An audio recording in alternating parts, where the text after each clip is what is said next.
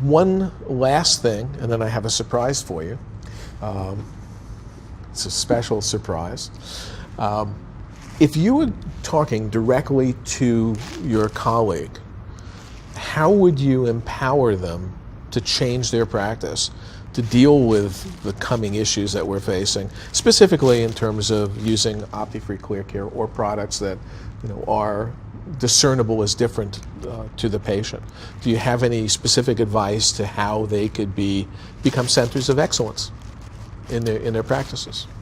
Yeah, Art, I think whenever we're talking about, I liked how you put that center of excellence and focusing on contact lenses and contact lens care, I think we just simply need to take the topic very seriously in our practices, because if we don't, our patients certainly won't.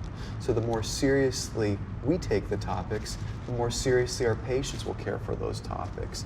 Again, reiterating the whole, bringing everything into the exam with them is so critical, because this actually gives you the ability to visually say, yes, this is right, no, this is wrong, and this is how we need to change it. Great. Loretta, you to me are the gold standard of science. You literally push the envelope. Can you translate that for our colleagues, to empower them in their practices? What you've done with your career? Well, I'm a clinician too. I still see patients twice a week, so I'm in there in the trenches just like the rest of you. No, I think you mean how I would change.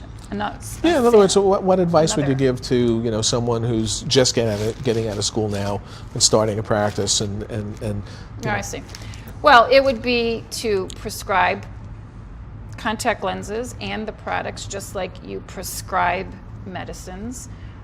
Don't let them leave with a visual. Most importantly, a sample. If you don't have a sample, some other visual.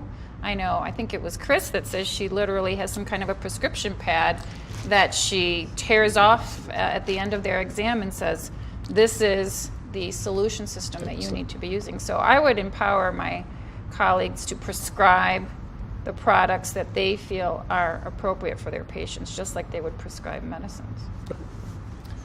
I think one of the most important things to do is embrace lifelong learning and constantly question yourself, question others, question what you see, question what you read, and that strengthens you as a practitioner and delivers the best care long term. Just as we talked about, as patients want to hear the why they're doing things and why you're prescribing, the practitioner needs to fully understand why they're doing what they're doing and not just as a matter of habit. Matter of habit and dogma is the easy way to go, but the best practitioners are constantly questioning what they do and make sure they're on the forefront, and lifelong learning would certainly push them in the right direction. Yeah, I think those are great points. I think one of the things that I think to me is critically important is communication. And whenever I speak, I always tell the audience that my hope is that you don't just learn something from this, but you take home something that you can use to communicate to your patients, because communication is the essence of empowerment and really bonds people to you, which I think is very important. I hope that this roundtable has given you insight, and that insight will allow you to better communicate choices to patients and why you're making those choices and working with them to ensure their safety and well-being.